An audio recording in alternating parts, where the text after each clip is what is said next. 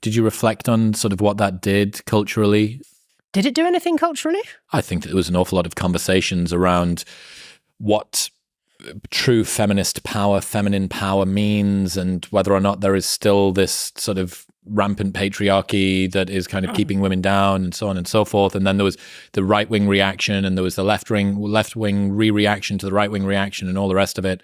So I thought it was interesting. You know, if anything that Ben Shapiro needs to do a 45-minute video about, like after he's watched Dressed as Ken, I thought was an interesting. I thought it was an interesting opportunity. My favourite read on the Barbie movie was that it was a straightforwardly reactionary text, and that it was and that it was arguing fundamentally against feminism, and arguing fundamentally for women as for the embodied differences between men and women, and that there was nothing progressive or feminist about it at all.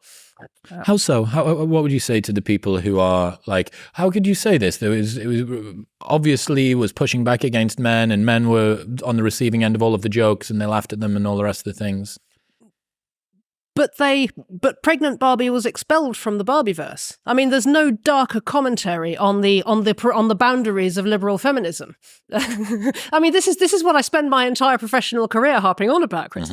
Is the fact that liberal feminism has a mother-shaped blind spot, and it's right there in the film. It's as though I mean, even if it was meant as a liberal feminist text, it's a liberal feminist text that's telling on itself in a sort of compulsive verbal diarrhea-ish way, and this is the reactionary read of the Barbie movie. I mean, you know, I suppose you could say that it's in the like a good piece of art is never a straightforward piece of political propaganda.